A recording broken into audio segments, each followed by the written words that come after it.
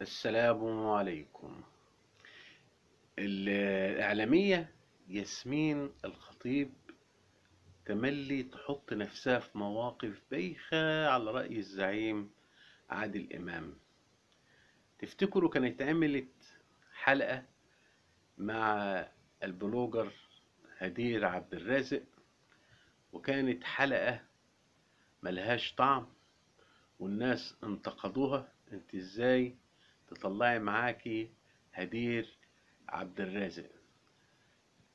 رجعت تاني وعملت حلقة ملهاش لازمة، عايزة تعمل أزمة بدون أي لازمة، حلقة ملهاش معنى مع الزوجة التانية للداعية الإسلامي عبد الله رشدي. إيه الحكاية؟ مش فاهمين.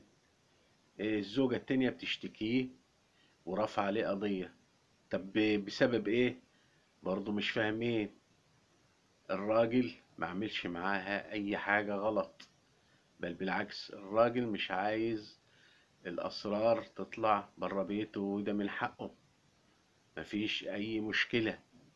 يعني الراجل كان متزوج قبل كده، اللي هو الشيخ عبد الله، وهو قال لها هتربي عيالي، وهي وافقت، وهتسكني معايا في البيت لغاية ما البيت الزوجية تخلص، يعني هيخلص بعد شهرين ثلاثة. ما حصلش أي حاجة، الراجل ما كذبش ولا خبى جوازه في السر ولا أي حاجة. هي مستعجلة، معرفش، وحد لعب في دماغها وراحت التلفزيون تشتكيه. ما احنا عايزين تعرف هو الراجل عمل ايه؟ ما عملش حاجة، بالعكس، ده الحلقة دي يعني بدل ما الدين عبد الله رشدي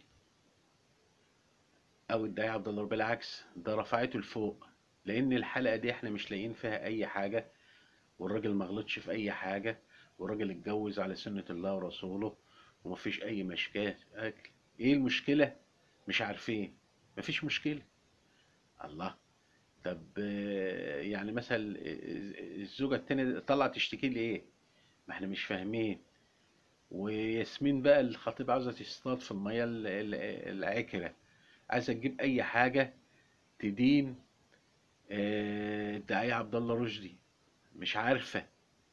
حتى هي في الحلقة بتقول لها طب ما الناس هتقول ان ده من حقه وراجل ما كذبش عليك، يعني مش لاقية اي حاجة تقولها. الله. فطبعا اسماعيل الخطيب يعني مثلا على رأي